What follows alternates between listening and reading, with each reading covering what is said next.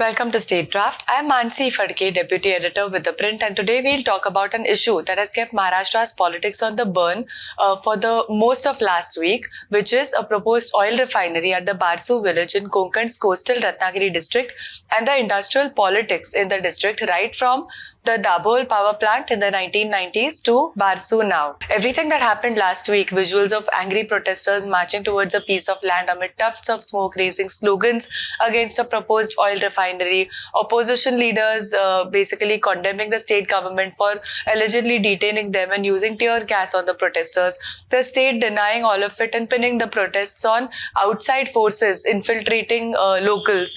All of this was like a script that has played out in the scenic Ratnagiri district of Konkan many times in the past. From a proposed copper smelter by Sesa Sterlite and the Dabhol power project by Enron in the 1990s to over the past 10 to 12 years, a Jaitapur nuclear power project and an oil refinery at Nanar, which was later shifted to Barsu, Ratnagiri has seen a wave of protests against each of these projects, and not one of these projects has managed to successfully take off. The Dabhol plant is non-functional, Sterlite moved out of Ratnagiri, the Jaitapur power project is caught in diplomatic negotiations between India and France. Proponents of these projects dole out statistics about how Ratnagiri has been an industrial laggard and there haven't been good employment opportunities despite there being some bustling ports. Detractors of the project point to the lasting environmental damage that these projects can cause to the region's unending mango and cashew orchards, the cool ocean breeze, the thick palm plantations and so on. Instead, they push for industries that can capitalize on the district's natural strengths. Maharashtra's political parties, meanwhile, have fluidly molded their stands from pro these projects to anti-heavy industries, depending upon the convenience of the time. Vinay Nathu, the chief of the Bharatiya Janata Party's North Ratnagiri unit, who has been on both sides of the protests in the 1990s when the Dabhol power plant was being actively discussed, told ThePrint that usually the ruling party always wants to push a project and the opposition wants to oppose it. When the government changes, the stances of these parties change too.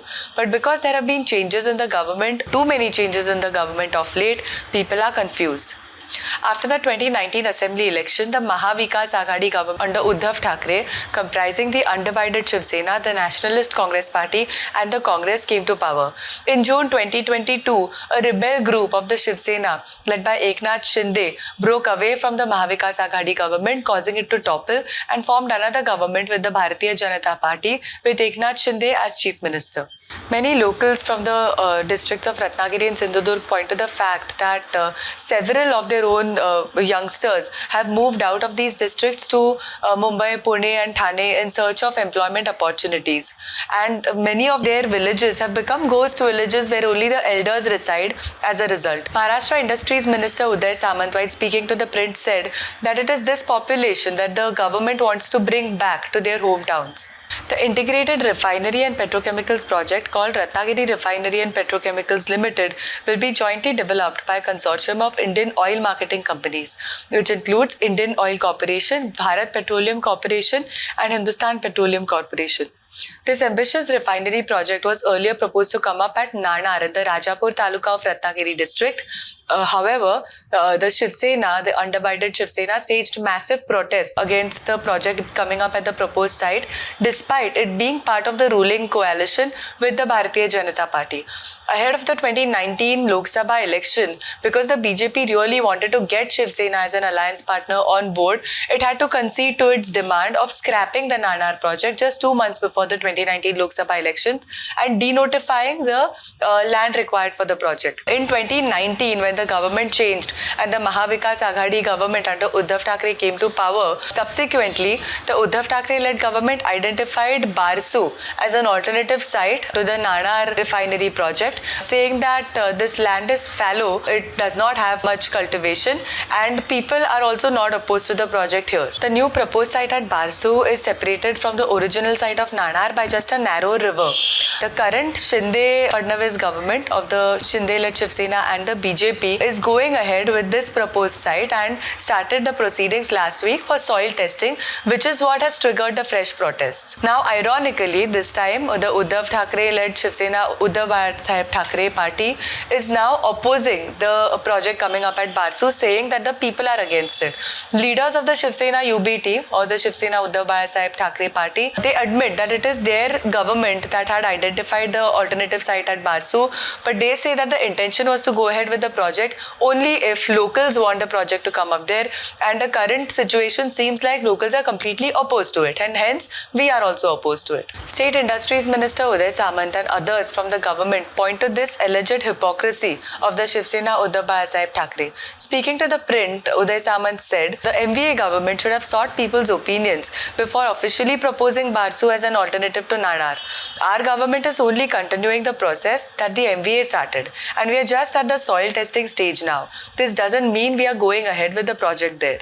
Samant told The Print, saying that soil testing is important to determine if the government can go ahead with the project at all in the first place. Local supporters of the project The Print spoke to say that they are landowners at the Barsu Dhopeshwar site where the proposed oil refinery is to come up and are in consent with the government building an oil refinery there. They talk about the district's poor track record at creating skilled jobs and emphasize that it is not that they want this particular industry, that is the refinery, to come up specially, but they are basically appealing to detractors of major projects to at least let some industry come into Ratnagiri, set up a plant, create jobs so that their children will have a brighter future going forward. According to the latest State Economic Survey report, in 2021-22, the Ratnagiri district, which is spread across 8326 square kilometers, reported a real gross domestic product of Rs 24,855 crore, making it one of the 15 laggard districts of the state. This despite its geographical proximity to Mumbai, Pune, Thane and Nashik. Local activists who have been vehemently opposing the project don't deny the district's shortcomings in creating employment and providing prosperity to its people, but they stress that all political dispensations have gone about it the wrong way. I spoke to Nitin Chathar, who is from the district and is one of the activists spearheading the protests against the proposed refinery at Barsu, and he says, in India, there is a culture that a left-handed person is browbeaten till he becomes right-handed. This is similar to the political culture in the Konkan region. Instead of focusing on growing what the region is naturally blessed with, it is being forced with what does not suit its geography and environment. According to Nitin Chathar, the government could very well propose projects that will boost the district's tourism, fisheries sector and set up more agriculture and horticulture processing units instead of polluting plants. One of the reasons also for the heightened protests at Barsu, many people say, is that one of the first such mega projects proposed in the region, the Dabhol power plant by Enron in 1992, and the controversies around it has cast a long shadow. Enron's Dabhol power plant was brought to Maharashtra by a Sharad Pawar-led government in 1992 when the Shiv Sena and the BJP vehemently opposed it. When the Shiv Sena BJP government came to power in 1995, they scrapped the Dabhol power plant and revived it. Moreover, after a meeting with the Enron Corporation chairman Kenneth Lay, Shiv Sena Supremo Bal Thackeray appealed to all political parties to leave Enron alone. The project itself ran into troubled waters when the state government in 2001 appointed an inquiry committee under IS officer Madhav Godbole.